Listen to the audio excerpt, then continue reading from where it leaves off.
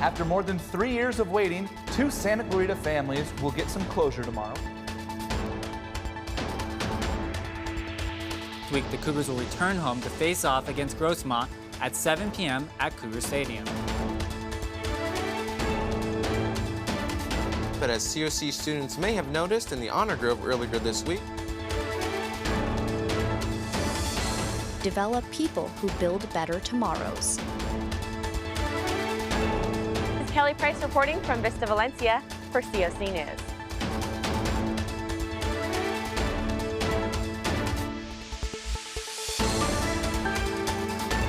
How will this affect the rest of the job market? Welcome to Canyons News. Live from Mentry Hall, with news from around the Santa Clarita Valley. This is Canyons News. Tonight on Canyons News, Proposition 50 is on the ballot. We hear what's at stake and how the City Council is reacting ahead of the special election day. LA County animal shelters are facing a growing problem. We take a look at what the animal rescues are doing about it. And the Los Angeles City Council is considering a ban on artificial turf. Good evening, I'm Dylan Keir. And I'm Terry Collier. We begin tonight with the sister-in-law of former U.S. Senator presidential candidate Mitt Romney, found dead in Santa Clarita. 64-year-old Carrie Romney was found outside a 5-level parking lot garage last Friday night. Romney's body was located behind Henry Mayo Fitness and Health Center before 9 p.m. The Sheriff's Department says that no foul play was involved, but the cause of death hasn't been released. A statewide special election is on the calendar for November 4th. The majority of voters will decide whether or not Proposition 50 is approved. Here is more information on Prop 50 and what it means for California. Prop 50 has taken California by storm. But what is it? How does it affect us locally in Santa Clarita? And how will it change the future of California politics moving forward? So Proposition 50, if it passes, what it'll do is it'll change the way that congressional districts are drawn in California for 3 elections, for the 2026 election, 2028, and then 2030. After that, it would go back to the way it's been done since 2010, where there's an independent commission made of Democrats, Republicans, and independents that draw the boundaries. Prop is in retaliation to Texas's redistricting, with some people believing what they did was government corruption. The Princeton gerrymandering project, however, recently gave California's redistricting plan an F in partisan fairness, signaling a heavy favor for Democrats. Both sides are canvassing in Santa Clarita as every vote counts. I'll be voting yes on Prop 50 because I think it's important that we combat corruption by giving people the choice to redraw our districts. For many young adults in California, this will be their first time voting. I hit the streets of COC to find out what general thoughts students had on Prop 50. I think it's an overall concern, because if they start here taking things from citizens, then it's kind of concerning where else they might start taking control. If that control goes to the government, then what else might they take? For Canyons News, I'm Dylan Keir. The Santa Clarita City Council joined in on the discussion of Proposition 50 at the last council meeting. The City Council voted unanimously to oppose Prop 50. Most of the council members were concerned about the valley being split into 3 districts if Prop 50 is passed. City staff says that parts of the city east of the 14 would move into the 30th district. Castaic would move to the 26th district. Stevenson's Ranch and the rest of the valley would remain in the 27th. The new district lines would be in effect through 2030. It does not benefit Santa Clarita. It does not benefit the valley to have 3 different congressional districts involved with it. It doesn't. It just doesn't work. It doesn't matter if it was a Democrat or Republicans. It doesn't work. Residents expressed concern that Prop 50 being on the agenda would sway the community. People for and against Prop 50 shared their thoughts on the legislation. We fought hard to get the redistricting out of the hands of the Assembly, and I think that was a good thing. But things are so dire in this country that I do support 50. We are a community, and we must fight for that community. I fought hard, and I would like you to fight as hard as possible to demonstrate that Santa Clarita belongs as one. College of the Canyons will take part in a statewide earthquake preparedness event tomorrow as part of the Great Southern California Shakeout. During the shaking, duck, cover, and hold until the shaking stops. Do not try to enter or exit a building during the shaking. And that video is just one of the ways the college is preparing for an emergency. Students, staff, and faculty will participate in 2 mandatory evacuation drills aimed at promoting safety and awareness in the event of a real earthquake. The shakeout will take place tomorrow with students and staff receiving notifications. One evacuation will take place in the morning just after 10 a.m. That drill will be followed by another just before 7 at night. When the first message is received, everyone on campus will be asked to drop, cover, and hold on before evacuation. Minutes can be the difference between life and death for a shelter dog. And animal shelters across LA County run out of time and space.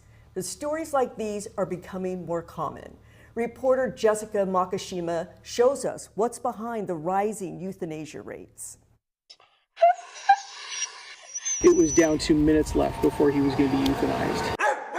Across Los Angeles, overcrowded shelters are running out of time and space. For Oso, a Belgian Malinois mix, that time came down to just 11 minutes at the Downey Animal Shelter before help arrived from a rescue team in Santa Clarita.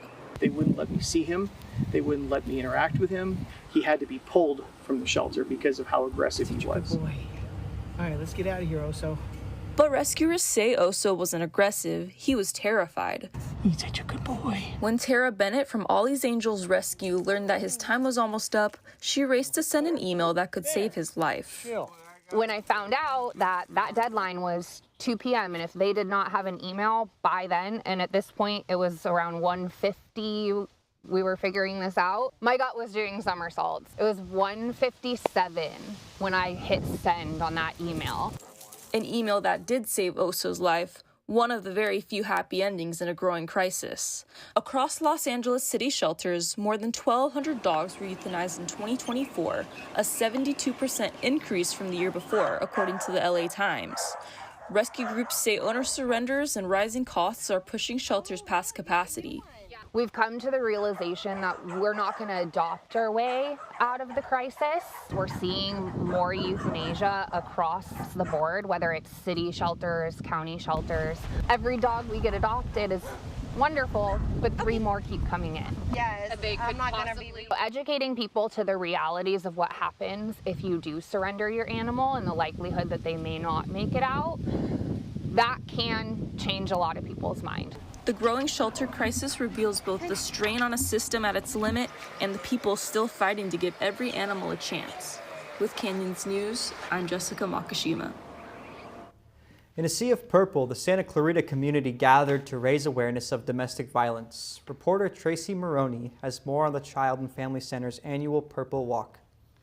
Beyond the walk, balloons, and confetti, the community came together to awareness for National Domestic Violence Awareness Month. Who's supporting the cause? Me! Who's supporting the cause? Me! Okay, let's walk. The Child and Family Center held their annual Purple Walk to raise funds to help domestic violence survivors. This program helps save people's lives every single day. And so our donors and our supporters and all the sponsors of the Purple Walk, they're helping to save lives. And I hope that they really understand how important and incredible that is. According to the National Domestic Violence Hotline, an average of 24 people per minute are victims of domestic violence. That's about 12 million per year. Needing to flee a dangerous or violent environment can call us on our 24-hour hotline. And that hotline will get you in contact with someone who can help create a safety plan for you. A full array of services offered to them depending on their needs. You know, is this somebody actively fleeing and do they need shelter? Is this somebody who would benefit more from our outreach program because maybe they're still ambivalent, like they know they're in a situation that isn't healthy, but they're not ready to make that next step. More information can be found at childfamilycenter.org or through their 24-hour hotline, 661-259-HELP. You're not alone in this. There are many people out there who are struggling with this. So, and if it's not you, if you know someone, encourage them to get help. For Canyons News, I'm Tracy Maroney. Earlier this month, hundreds gathered at Bridgeport Park to raise awareness and honor loved ones impacted by Alzheimer's. Our reporter Leah Pastorio spoke to one woman whose story brings life to this event. Hundreds of walkers dressed in purple filled Bridgeport Park here in Santa Clarita for the Alzheimer's Association Walk.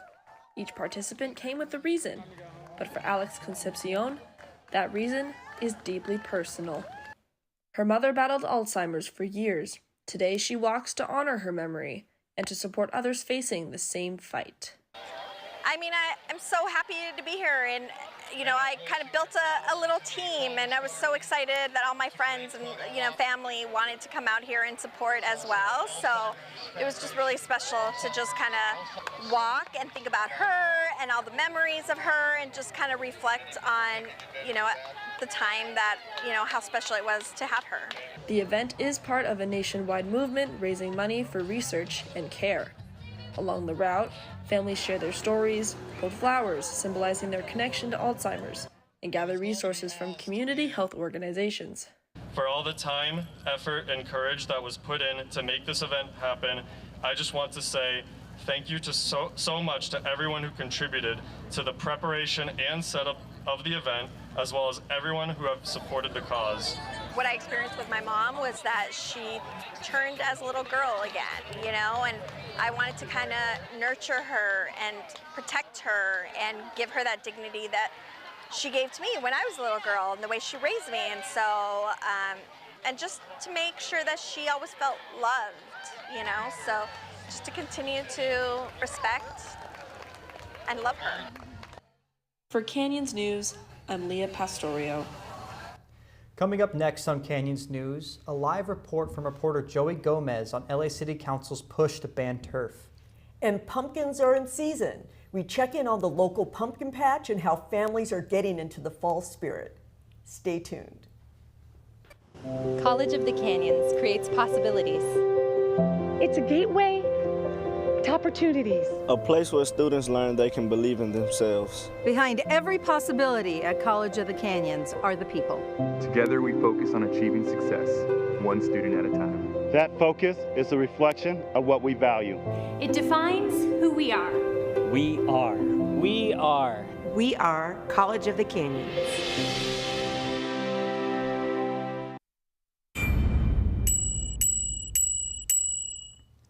Here at COC, we use artificial turf for our football and soccer fields. But is there any chance we may be forced to start using grass instead? Reporter Joey Gomez is outside in the Honor Grove with more. Thanks, Dylan. Back in 2023, California Governor Gavin Newsom signed a bill that would allow cities and counties to ban artificial turf if they felt it to be necessary.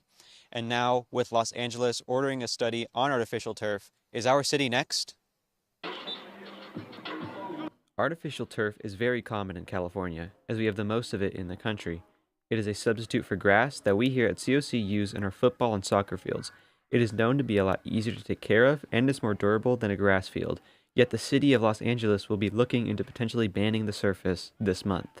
Some experts believe that turf causes more injuries, but that issue still sparks a lot of debate as that has not yet been proven. One proven issue, however, is how hot the turf can get. As the plastic sits in the sun all day, building up heat, leading to parents not wanting their children playing on the surface, and potential other issues like heat stroke for players.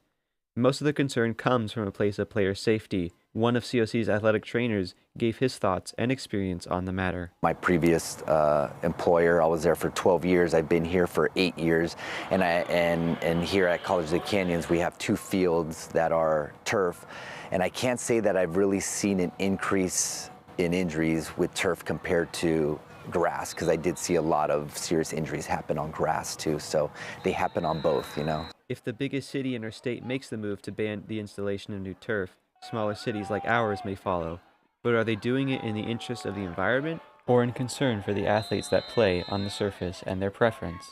Overall, Overall, I would have to say turf just because it's more consistent. But if you get a good field of grass like that is taken well care of, I would prefer that. But yeah, that's hard to find out in California. If player safety is not at that great of a risk as we may believe before, would it be smart for our city to ban the surface, or can we continue using it as we have for a while now? Other cities in California, like Millbrae and San Marino, have already enacted a ban on the surface. But until the influence of a city like Los Angeles follows the same steps, we should be keeping our turf for the foreseeable future. I'm Joey Gomez with Canyons News. Back to you in the studio. Thanks, Joey. Pickleball players came together at the Paseo Club in Santa Clarita to raise money and awareness for children battling cancer. Reporter Yasmin Quintana has the story. At the Paseo Club in Santa Clarita, paddles are swinging for a purpose. Each year, players gather for Paddle for the Battle, a pickleball tournament that brings a community together. Nonprofit charity for children with cancer, and we've had a number of fundraisers over the years, and a friend of mine was a big pickleball player, and so we decided we would try something different, and so 4 years ago we started our first Paddle for the Battle, and she's organized it. However, for many contenders, the tournament is both enjoyable and meaningful. For me, it's a learning experience, right? This is my second tournament.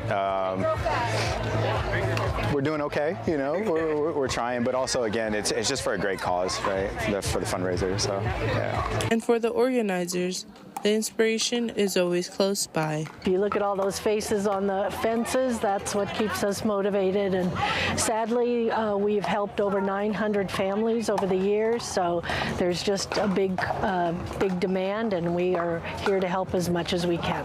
Yet, none of this would be possible without the community. The donations, sponsorships, and participation from the Santa Clarita and nearby areas that help the nonprofit continue its mission. We wouldn't be able, I don't think, to raise awareness. We're a very small charity, and without the support of Santa Clarita Valley and the other surrounding valleys, I don't know that we would actually be able to get our word out to families. We use social workers at the hospitals, and they help spread our name and our cause, but really community events like this are the only way we could make it happen. With Canyons News, I'm Yasmin Quintana. Singing, drumming, and dancing with energy high, the sound of thundering drums as stories came alive in color and in sound. All at the Heart of the West powwow, where ancient traditions connect with modern communities' heartbeat. Reporter Deborah Morth has more details. Like many hearts beating, rhythm and song echoed as drum circles, formal regalia, and the scent of aromatic fry bread filled the grounds. The 31st annual Heart of the West powwow, named in honor of the silent film star, makes the William S. Hart Park in Santa Clarita a most notable meeting place. Held over the October 4th weekend, the event was once again hosted by the Fernando Tataviam Band of Mission Indians. David Patterson, with a proud heritage from both the Sac and Fox Nation and the Kickapoo tribe, is part of the Hell and Company Navajo drum team and simply says, it feels amazing. I enjoy going to powwows almost every week. It's part of my culture, part of my my healing process. I've been dancing ever since I was a little boy. He says gourd dancing is separate from the powwow. A long time ago, the Kiowa people were up in the Black Hills and they had these ceremonies, but the government took these ceremonies away from them to try to break our spirit, the times where they had a genocide of our people. And from the Santee Sioux Dakota tribe, 12-year-old Evan Bellingham was honored to be named head boy for the powwow, and he dreams big. To get better at dancing, get better regalia, learn more about my culture. A powwow to remember. Until next year, Paiko the Nivi, which means in Tataviam, see you later. Deborah Morth with Canyons News. This week, residents throughout Los Angeles County celebrated Indigenous Peoples Day. Canyon News reporter Robin Abshire takes a look into what this day means to so many. When you think about home, you might think about a house, furniture, maybe even a backyard. But for some, the word means something much more. The people we surround ourselves with, the animals that we live with, and even the land that we stand on right here, right now. Their ancestral territory includes, the valleys of Antelope Valley, Santa Clarita Valley, San Fernando Valley. That's what home is to the indigenous people who have lived here long before it was colonized. We got invited through the tribe and the parks to be out here today. We're pretty active in the community, we're doing a lot of things, and we just enjoy, making awareness for our tribe and sharing our culture with the people. So. Joined by Fernandino Tataviam, Tongva, and Chumash people, Dennis Garcia celebrated Indigenous Peoples Day this Sunday at Vazquez Rocks for their monthly Fireside Night celebration. So we like doing a smaller Indigenous Peoples Day right now, and then in April, last Saturday in April, when the weather is as dependable as we can try to figure out, we do a big open house celebration event with the tribe too. Celebrating the rich, full history of the Indigenous people who live here, Vazquez Rocks hosts this event every year, helping Indigenous and non-Native people connect with this culture. He wasn't really even able to connect or was connected to his heritage until he was in his mid-40s going through a rough time, a divorce. For a long time, it was finding grandparents, great-grandparents, because there weren't a lot of records sometimes. And fortunately for us, because my people were taken to the San Fernando Mission, they kept great records. He hopes that celebrations like this one will help lead others to embrace Native culture, and that the future for Indigenous people will be bright. Take what we can now that it's given to us, now that people are aware, now that they're non-natives alike supporting us, take that rather than being negative and resentful of what happened to us in the past. For Canyons News, I'm Robin Abshire. Students at College of the Canyons are getting a close look at art that's rooted in culture and pride. Reporter Diana Baltazar has more on the event that brought students to a gallery right here on campus. What does it mean to see your culture reflected on the walls of your college? For many students, this new exhibit is more than just art, it's representation. The COC Art Gallery is featuring Divine Ride, Rashuache Relics by Los Angeles artist Jacqueline Valenzuela, whose work blends Chicano identity, lowrider culture, and community pride. If you're making work like this or interested in making work about your culture, your community, I say just do it, honestly. You feel for one, you'll meet other artists that have had similar experiences, so it validates you, right? And then on the other hand, maybe other people in your community will see your work and realize that they can be in these spaces too. So I think that's what's most important, is just making work you actually want to make and that you actually love making. For students, this exhibition is not only a chance to see professional art up close, but a reminder that their own stories and backgrounds belong in spaces like this. Definitely felt very welcoming, very homey. Definitely reminded me of Chicano culture, especially as somebody who grew up in the San Fernando Valley. It reminded me of a lot of the things I have seen around the community. So it was definitely my first whoa. The gallery will host an artist talk with Jacqueline on October 16, giving the community and students a chance to hear more about her creative process and inspiration. For Canyon News, I'm Diana Baltazar. Halloween is just around the corner, and one local family on Bar Harbor Street is turning their home into a fright-filled attraction for the Santa Clarita community. Reporter James Alfaro takes us inside Bar Harbor Scares, a neighborhood haunt that gives kids their first taste of Halloween thrills. After the spider jumps and Shushi Deer, Bar Harbor Scares, an interactive home haunt, was created by this evil genius, Alan Baxter. For me, scares, getting startled is very exciting, but I also know it can be very scary for young kids. So I view this haunt as an introduction for elementary age kids to get their first startle and hopefully get them excited about doing walkthrough haunts.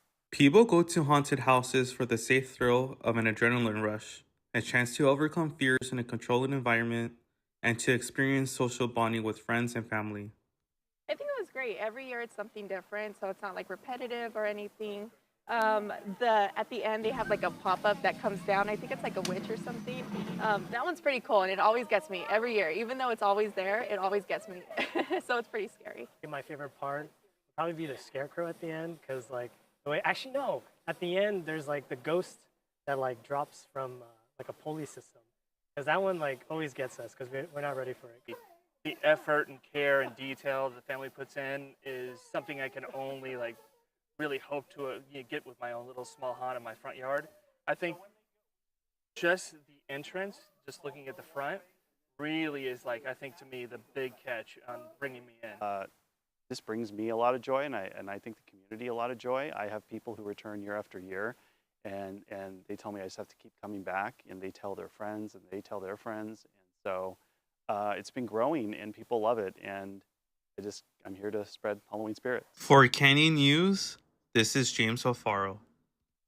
Pumpkins, scarecrows, and fall fun have arrived, and this season, Santa Clarita is in full spirit. Our local pumpkin patch is open through the month of October. Reporter Elena Guzman has more on how families are soaking up the fun. It has finally arrived, the season full of scares and screams. Spooky season has officially begun here in Santa Clarita, and what better way to start off than our local pumpkin patch. The annual pumpkin patch kicked off on the first Thursday of October, and ever since, families have been enjoying it. They were super excited. This is actually their first pumpkin patch of the season, so they were like really excited, especially my little one. This is his first pumpkin patch ever. Any pumpkin patch is a great pumpkin patch, but what makes this one special for the community? This is the only time of the year we get to have something like this in town. We don't really have events like this, so it's really fun. It's fun for the adults, it's fun for the kids. The pumpkin patch also offers for local vendors to pop up and share their services. And this will catch the attention of adults who love sweet treats and accessories. It's pretty cool though. I didn't know they'd have like jewelry and stuff like that. So I'm excited about that because I like to spend money. For the children, where there are jumpy houses, there's endless fun. I walked into the pumpkin patch was the big Titanic ship ride. Because one time is never enough. I loved it. I went on it 2 times. Fun is not just found in these activities. It can also be found within the festive decorations so families can capture the scenery, whether it's for Instagram or for memories. Even though the organizers declined to be interviewed, they were out tending to help families purchase pumpkins to take home. I want it to be like big, I want it to be huge, I want to make a funny pumpkin, so I need it to be gigantic. And there are many that are on the hunt for a big pumpkin. Jumbo. Whether you're looking for a big pumpkin, a spot for your kids to run around, or enjoy this fall fun with family, it is all here at this pumpkin patch. For Canyons News, I'm Elena Guzman. Still ahead, school spirit was on full display for the Cougars' homecoming game. And a COC tennis player is preparing for a national championship. Sports reporter Christian Sukic will have those stories for you and more. Stay tuned.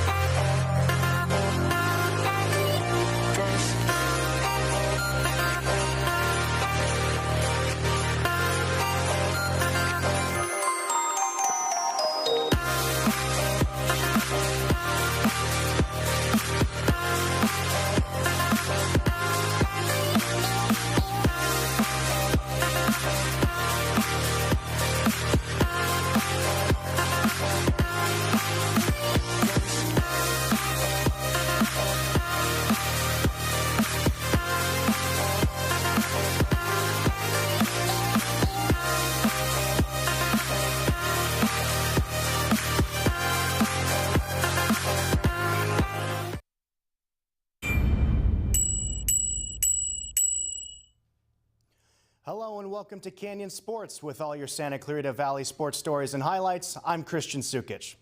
This past Friday, the Fullerton Hornets came to town to play the Canyons Cougars for COC's homecoming game. Pre-game and halftime festivities were enjoyed by those who attended. The Cougs arrived to the field in their new and stylish black and gold unis to celebrate the occasion. Canyons looking to get their second win on the season, while Fullerton looks to continue their 3-game win streak. Into the opening stanza, a quick field goal has Fullerton up 3-0. Then this pass from Shearholes is caught by a leaping Logan Lester for the touchdown. 10-0 Hornets. The Cougar offense could not muster up any points until the third quarter with this field goal from Dylan Gomez. Then in the final frame, Canyons are on the doorstep and QB Giselle Riley IV runs into the end zone for a touchdown. Extra point is good and we are knotted at 10 apiece. Then with 8:08 to go, Fullerton gets a QB change and Chris Lunsberg comes into the game. He airs out a nice pass to another open Logan Lester and Fullerton takes the lead right back. The Hornets hang on 20-10 to crash the homecoming party. The Cougars will hit the road to face East Los Angeles on the 18th. You know, the message is always the same. We got to find a way to be more consistent. We got to execute. I think we did a great job moving the ball at times, and other times we looked inept. So, we've got to try to become a more consistent offensive football team. I thought our defense battled all night long. They put us in good positions to win. We just couldn't make enough plays on the other side of the ball to really affect the outcome of the game. A Foothill League matchup between the Saugus Centurions and the West Ranch Wildcats was also under the lights of Cougar Stadium last Friday. The Centurions look to stay in the win column, and the Wildcats are still looking for their first win in the league.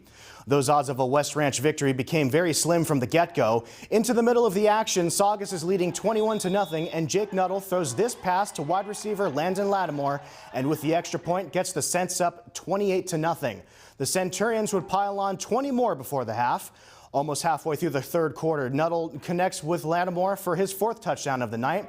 Saugus took this game and ran with it. 54-6 is your final, and that night Saugus QB Jake Nuttall broke the Saugus High School record with the most single-game passing touchdowns with 7.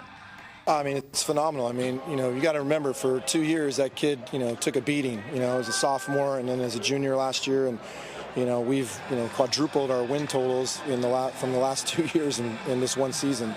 So for him, it's very satisfying. I'm super excited for him that he's stuck the course. A lot of other players would have transferred out, would have left, or would have found reasons to just tap out and quit, and that's just not in his DNA, and it was on display tonight.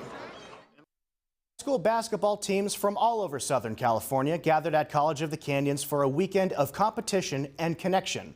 The annual Fall Showcase tournament not only gave players a chance to sharpen their skills, but also to build teamwork before the upcoming season. Reporter Michael Garcia has more on the story.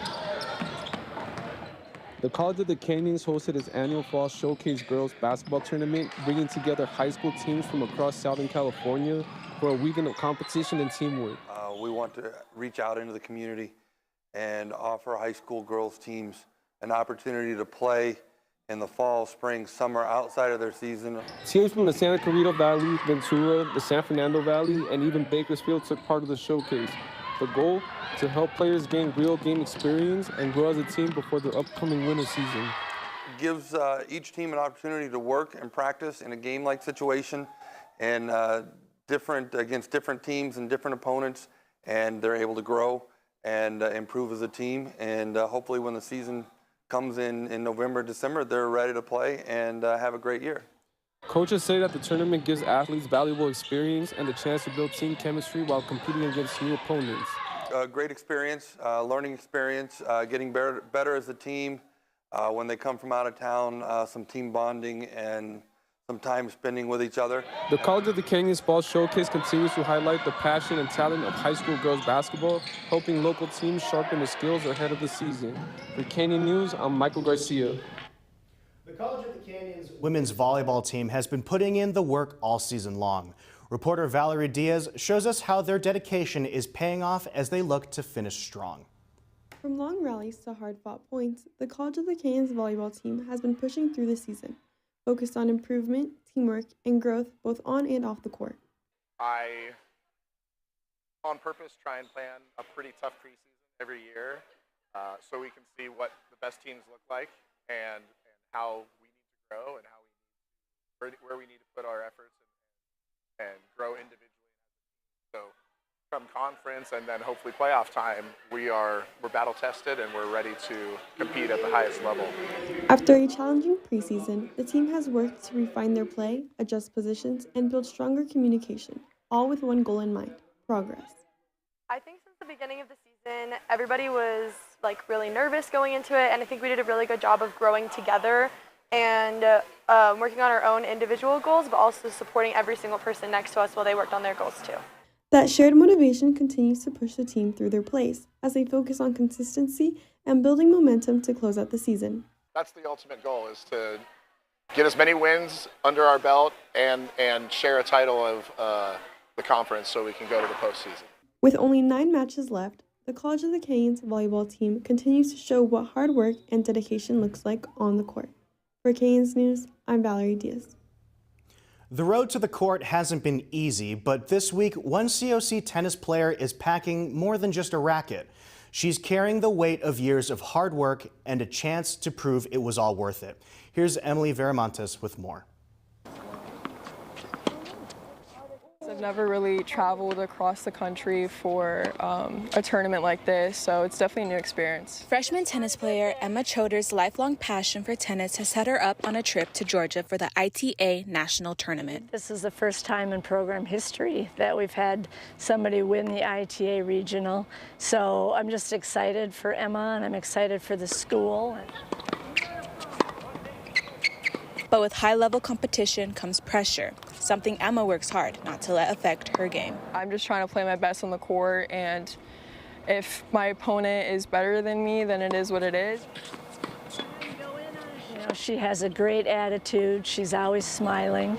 She never really gets down on herself. She kind of takes one point at a time, and you can tell that she's all calm and collected, and it just kind of wears off on people. Emma has played since she was 3 and started competing at 11, and that early start has only strengthened her love for the sport. I want to try to play as many tournaments as possible, try to get my ranking up. This may seem like any other tennis racket and ball to some, but for Emma, it's more than just a game. It's a journey filled with challenges, especially the ones she faces alone. I feel like this is honestly the hardest part for tennis players, including when it's an individual sport. You don't really have a team to lean on.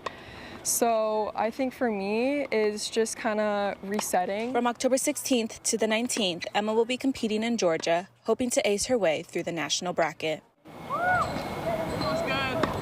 Going into the match being like, you know, what happens, happens. If I lose, if I win, it is what it is. I just try to play the best tennis. She is just always working and striving toward her goal to play Division I tennis.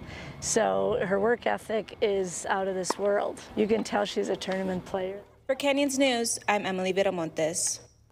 Girls flag football is taking the field as an official high school sport, and one local team is already turning heads. Reporter Gigi Monteforte has more on the team that's building something special.